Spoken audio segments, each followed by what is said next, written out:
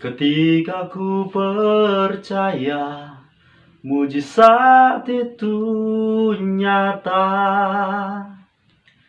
Sahabat Sabda Hidup yang terkasih dimanapun Anda berada, salam sehat. Jumpa lagi bersama saya, Frater Jimmy dalam permenungan hari ini, Jumat 31 Juli 2020. Pada hari ini bersama Gereja Sejagat, kita memperingati Santo Ignatius dari Loyola.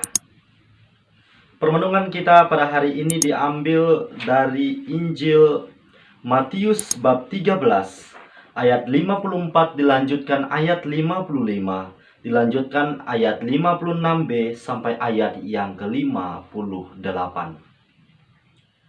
Mari kita hening sejenak, kita persiapkan hati kita untuk mendengarkan dan merenungkan sabda Tuhan. Dalam nama Bapa dan Putra dan Roh Kudus. Amin. Semoga Tuhan beserta kita sekarang dan selama-lamanya. Inilah Injil Tuhan kita Yesus Kristus menurut Santo Matius. Dimuliakanlah Tuhan. Pada suatu hari Yesus kembali ke tempat asalnya. Di sana ia mengajar orang di rumah ibadat mereka. Orang-orang takjub dan berkata, "Dari mana diperolehnya hikmat itu? Bukankah dia anak tukang kayu? Bukankah ibunya bernama Maria dan saudara-saudaranya, Yakobus, Yusuf, Simon, dan Yudas? Dari manakah diperolehnya semuanya itu?" Lalu mereka kecewa dan menolak dia. Maka Yesus berkata kepada mereka, "Seorang nabi dihormati di mana-mana, kecuali di tempat asalnya sendiri dan di rumahnya." Karena ketidakpercayaan mereka itu, maka Yesus tidak mengerjakan banyak mujizat di sini. Demikianlah Injil Tuhan. Terpujilah Kristus.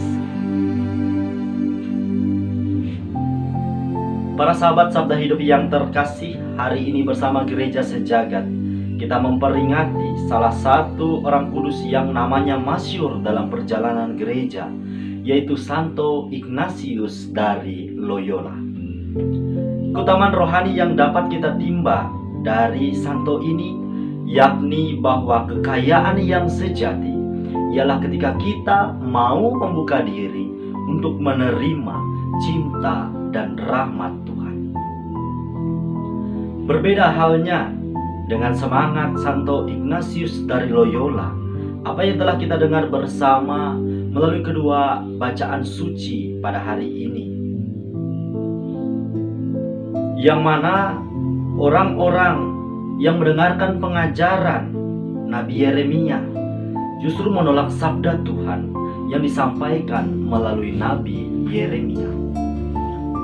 Mereka tidak mau bangkit dari kemiskinan mereka sebagai makhluk ciptaan Allah. Mereka mengunci pintu hati mereka dan membuat tuli telinga mereka sendiri, seolah-olah mereka tidak mendengar sapaan Allah dalam hidup mereka. Sama halnya dengan apa yang dialami oleh Yesus yang telah kita dengar bersama melalui Injil pada hari ini. Orang-orang menolak pengajaran Yesus setelah mereka tahu asal-usulnya, bahwa Yesus anak seorang tukang kayu. Mereka tidak menerima dan bahkan mereka menolak ajaran Yesus. Para sahabat Sabda Hidup yang terkasih, tentu situasi penolakan sangatlah tidak mengenakan. Kiranya demikian halnya yang dialami oleh Yesus. Ia mengatakan seorang nabi memang harus ditolak di tempat asalnya. Akan tetapi ada satu kalimat di penghujung Injil pada hari ini yang amat penting untuk kita renungkan lebih mendalam. Karena ketidakpercayaan mereka itu, maka Yesus tidak mengerjakan banyak mujizat di situ. Saya merefleksikan kalimat ini bahwa mujizat ada bagi orang yang percaya. Melalui kalimat ini kita diajak untuk merenungkan bahwa bagi setiap pribadi yang menaruh pengharapan, yang percaya di dalam Tuhan, telah tersedia mujizat dalam hidupnya. Seperti apapun situasi dan kondisi hidup kita pada saat ini, baik dalam keadaan suka maupun dalam keadaan duka, baik saat ini kita sedang sehat ataupun saat ini kita sedang banyak persoalan hidup, yakin dan percayalah, mujizat akan senantiasa ada dan terjadi dalam hidup orang-orang yang percaya. Melalui permenungan pada hari ini, kita dapat melihat bersama, sekaligus kita diingatkan bahwa mungkin baik saya maupun Anda dimanapun berada, tentu dalam perjalanan hidup sehari-hari ada peristiwa atau bahkan ada kecenderungan. Yang pertama, untuk menilai sesama atau menilai orang lain hanya dari apa yang tampak di luarnya saja. Poin yang kedua ialah banyak dari kita memiliki kecenderungan mudah mengagung-agungkan orang yang hidupnya mungkin terpandang, memiliki jabatan dan kedudukan. Dan yang ketiga, kurang menghargai potensi yang dimiliki oleh orang-orang yang kecil dan lemah. 3 poin inilah yang hendak saya bagikan untuk kita renungkan bersama. Ini bisa saja menjadi kelemahan yang mendarah daging apabila tidak kita sadari.